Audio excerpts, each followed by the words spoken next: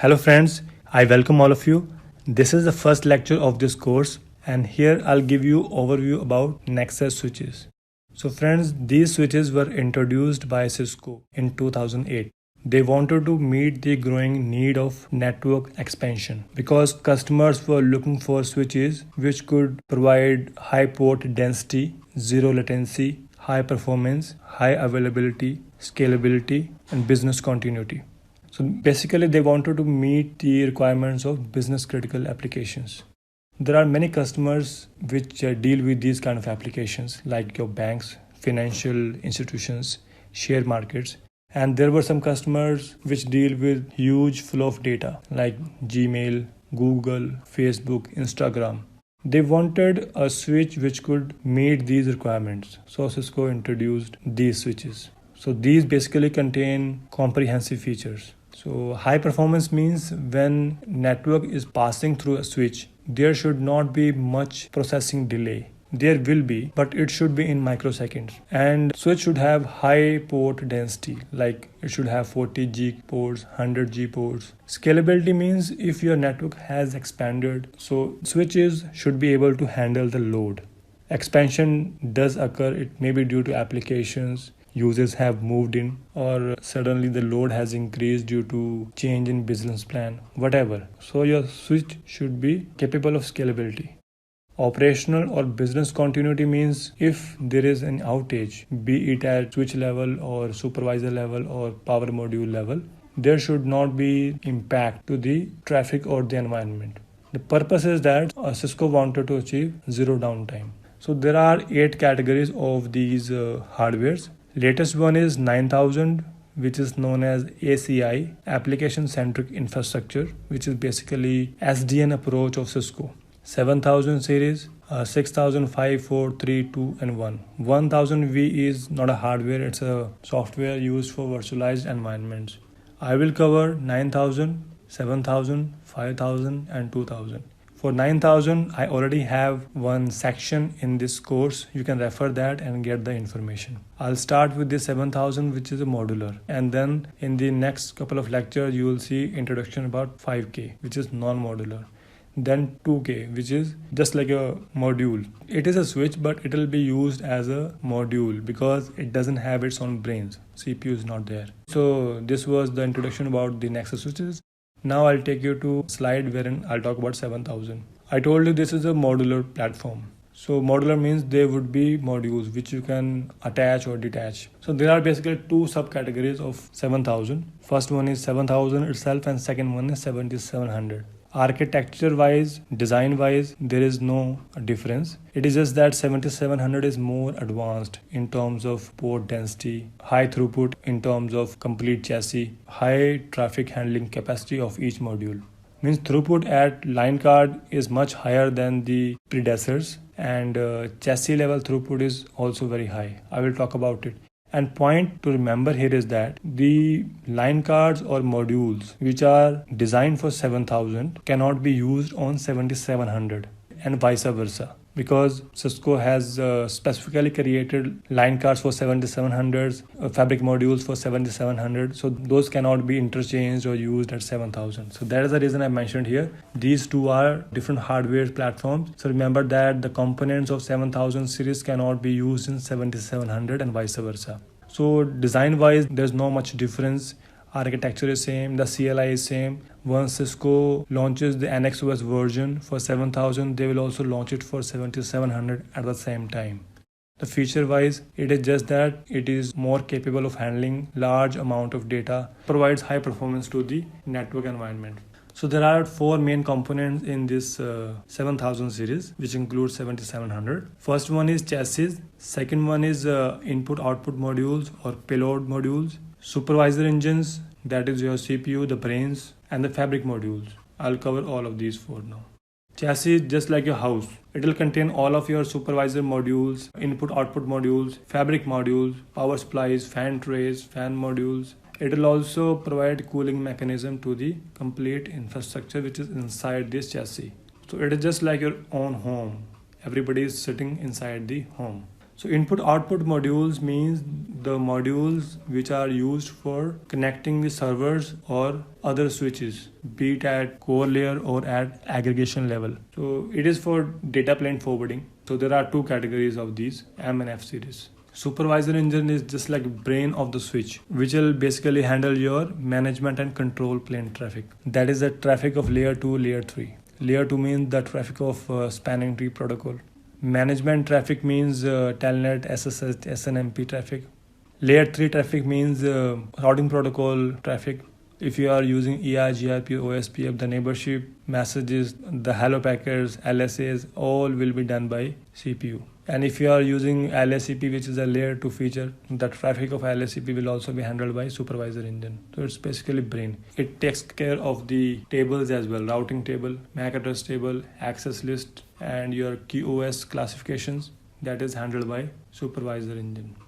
And fabric module is just like connector. Once you insert your modules like M series, F series, or if you insert your supervisor modules in the chassis, you have to insert one module from backplane so that these are connected. Okay, so it provides backplane interconnection, because the traffic of one module will reach second module only when there is a connection in between the modules. So one fabric module will be connected to all modules. If your modules are placed horizontally in a chassis, means if the design is just like that, your modules are horizontal, then this fabric module will be vertical. So 7000 series have 4 chassis, 7004, 9, 10, 18. 4 means 4 modules. 1, 2, 3, 4. 9 means 9. 10 means 10 modules.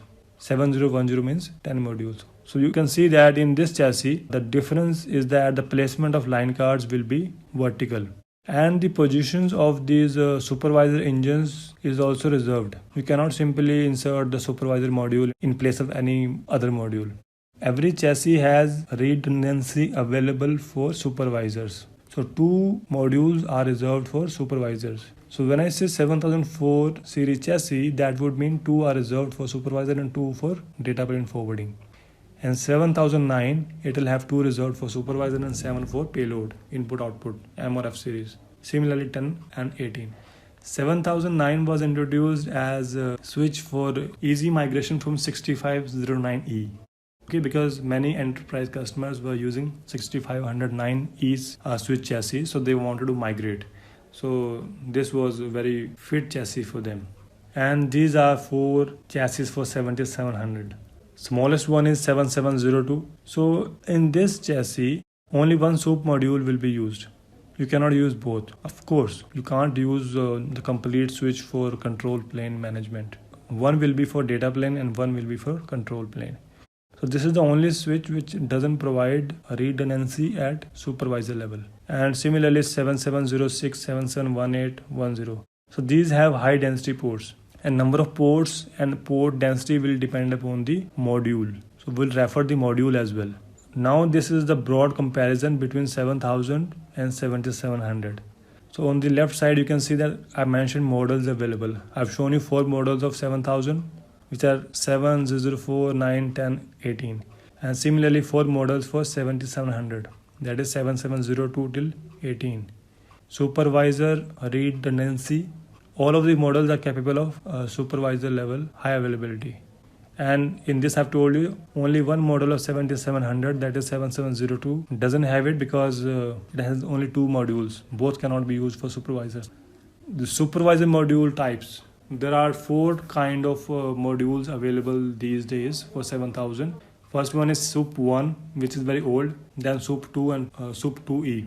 7700 is separately described by Cisco because most of the old modules are not fit to work in this. SOUP 1 doesn't support 7700. SOUP 2 doesn't support 7700 as well. So one module of 7000 can't be used on other and vice versa. Same is the case for other modules.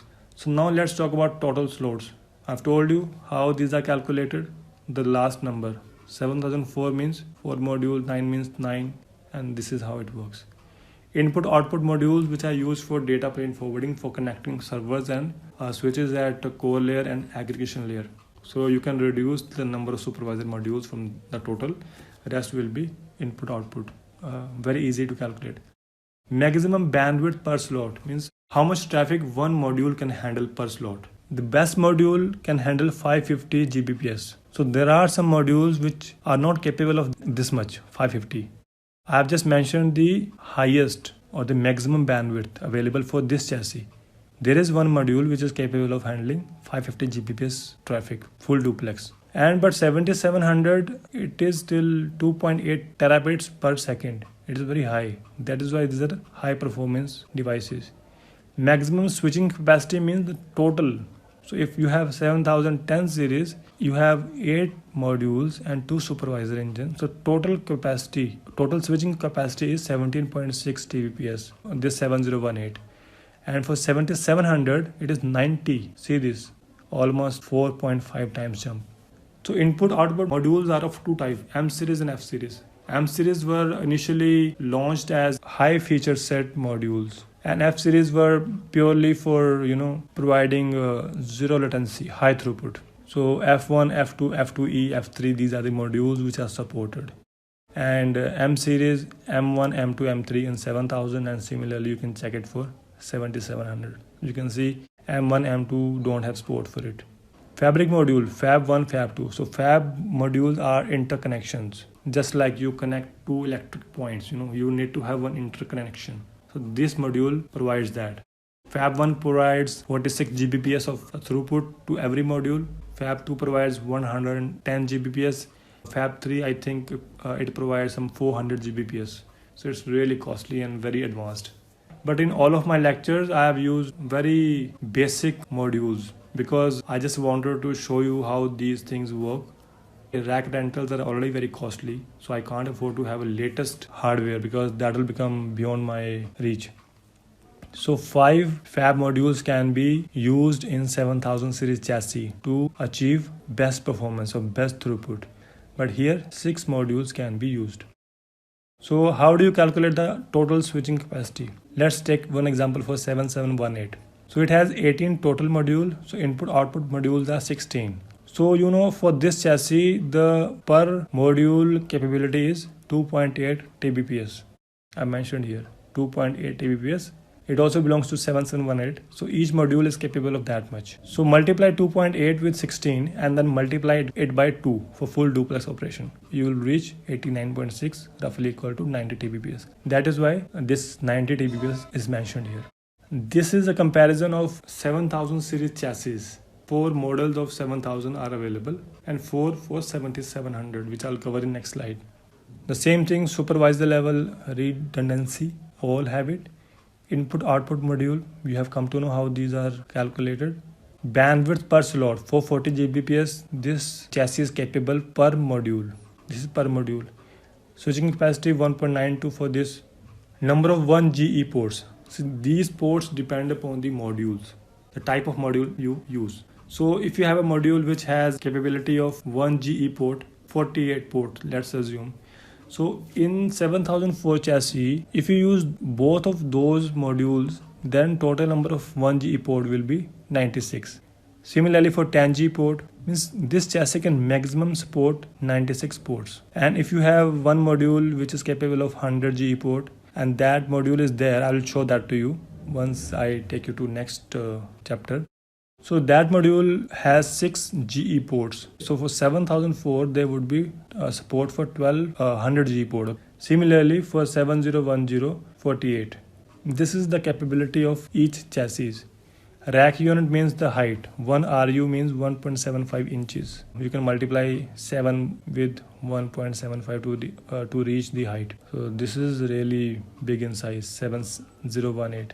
Airflow, side to rear, side to side, front to back, side to side. And this is for 7700 chassis. You will see that everything is high here. These are really high performance devices. You can read if you want to know more about these. But notice here is that the airflow is front to back in all of these devices.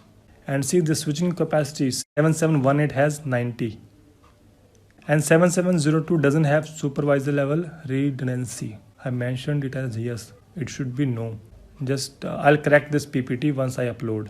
So what is the supervisor engine? This is the brain of the switch that controls the layer 2 and layer 3 services. So there are some protocols like in layer 2 STP, LACP, the traffic will be handled by supervisor engine. For layer 3 means your routing protocol traffic and redundancy capabilities, configuration management. Your configuration will be stored here, status monitoring, power management, environmental management, and many more things.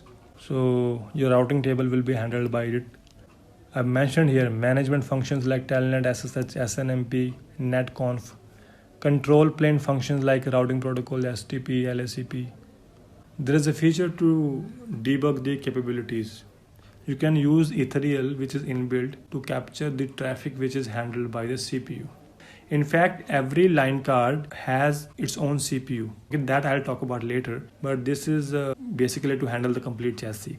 This thing I've covered, this provides a built-in packet capture and protocol decoding tool that allows analysis of control plane traffic to improve planning, faster operation response times, and reduce operating cost. It is just for debugging if there is an issue. So this is the difference between different supervisor modules that we have. Okay, you can see that 2 are for 7700 and 3 are for 7000. I have prepared this slide for you just for your information. VDCs means virtual device context, a virtual way of creating switches. So this SUP1 is capable of having 4 VDCs, and all additional supervisor modules are having one admin VDC. Admin VDC will only be for administration. Fax means fabric extender. How many faxes can be handled by supervisor module in a chassis? Weight I mentioned, dimensions I have mentioned. And these are the photographs of 7700 SUP2E and SUP3E. Actually, notice that these are half slot modules. One will be connected on left side and other one will be connected on right side. These are not complete modules. And these are for 7000, SUP1, SUP2, SUP2E. Both SUP2 and 2E look same because 2E is just an extended version of SUP2. You can attach and detach. So friends, I've tried to give you overview of these switches. So you can go through the information which is mentioned in this presentation. I will upload this presentation file in PDF format and it will be really helpful to you. Next lecture, I will cover M series and F series modules of 7000. After that, I'll cover 5000 series and 2000 series. I also have a lecture on this naming convention of modules, payload modules. So do give me appropriate rating and feedback. Thank you so much.